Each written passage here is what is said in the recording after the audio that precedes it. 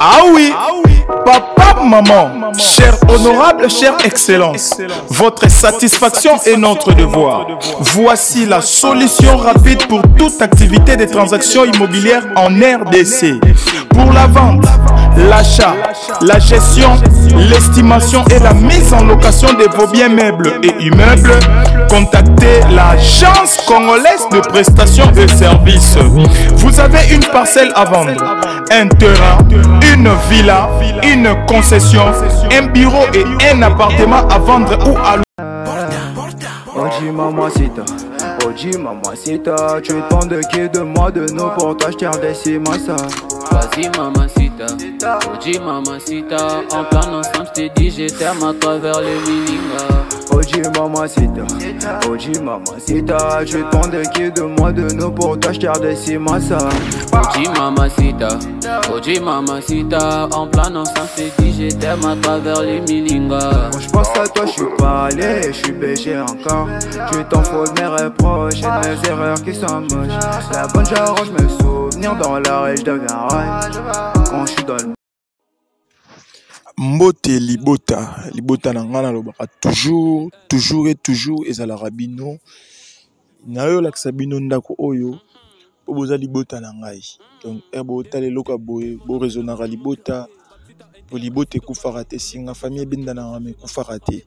Nazana bino pe na kozala kaka na bino tokolembana te po kope na nga nde yango oyo bino pe mosala na bino eza nde kosomba po tozoya na biloko ya bien. Donc awa tozotala eloko oyo nayebi ke ndako oyo bosepela nango po eza danger tokota tina kati.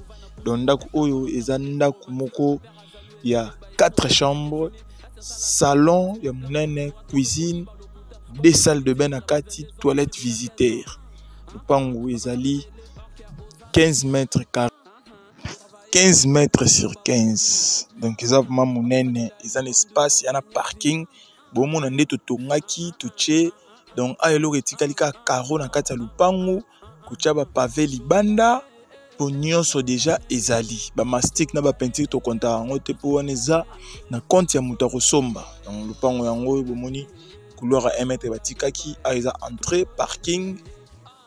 Tourbalukati na sima tourmona vraiment lupango mobimba ndenge batongaki ndenge ingénieur azwaki idée ya kosala makambo. Donc awa tona veranda bomoni da tobeti tol.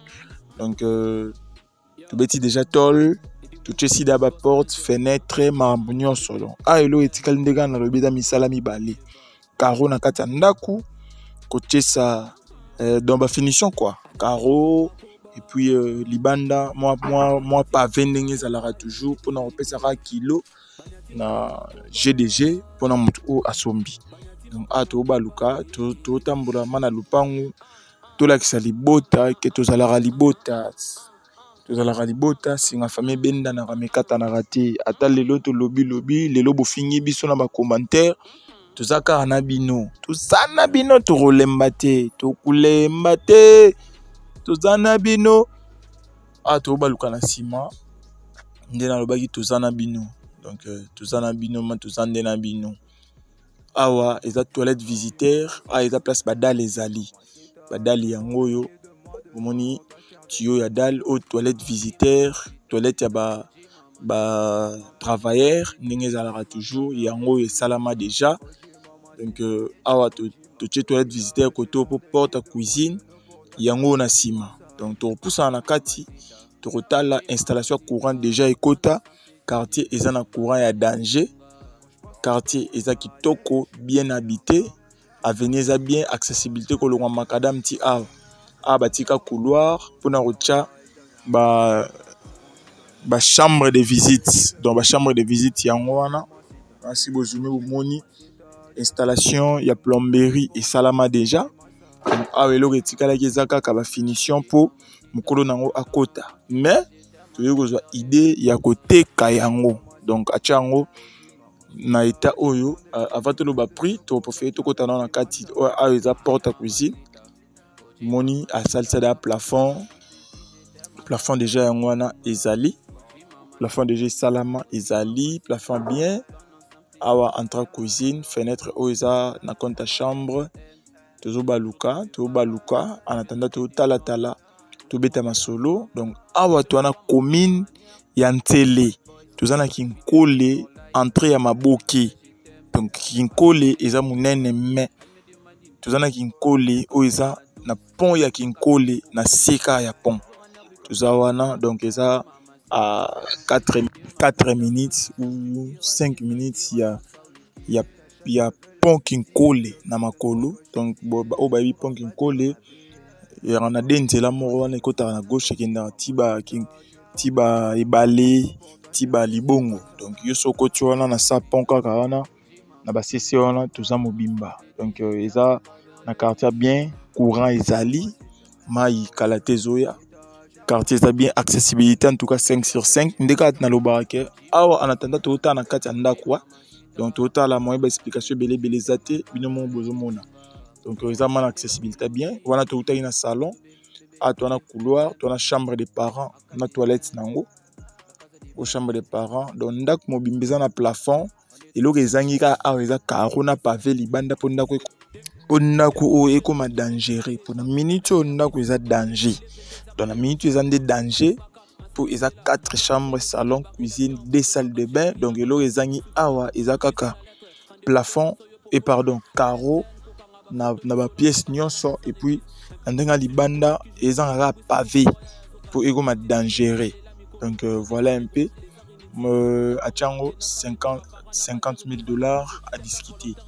Donc à tout côté couloir total la 3e chambre en haut.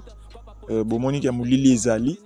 Donc courant est dans le quartier mais installation ezali balancé te pour mutazo vanda te. Donc ndako mutavanda raté o eza 4e chambre. Donc bo supporter ka ndeto mesana de kolakisa mais lelo awa lumière eza vraiment te. Donc tozo s'adapter ka bon à toi na cuisine yango eza na porte ya sortie na installation ya plomberie. Donc nde na lobaki lupango o eza na commune ya Ntele emplacement ya bien ya dégâts. Donc katika pont ya Ntele po kuma na station Gradi eza na nzela mo ya gauche o ekendaka balibongo. Donc oza nzela na gauche kana se ya pont baluki na se ya pont wana oza mobimba. Donc à toi libanda pour mon toi qui na mutuka toujours vraiment temps ya décortiquer quartier te mais na emi déjà que boyende toujours chango et belé ba roza intéressé quartier eza bien eza danger et ana courant. Donc marambutu eza kitoko oya koza intéressé ko benga biso ndenge ezalaka toujours to bandenge ya kosolola. Donc tout ça banzela et belé yango to suki awa. Merci beaucoup, bonne chance à tous, bye.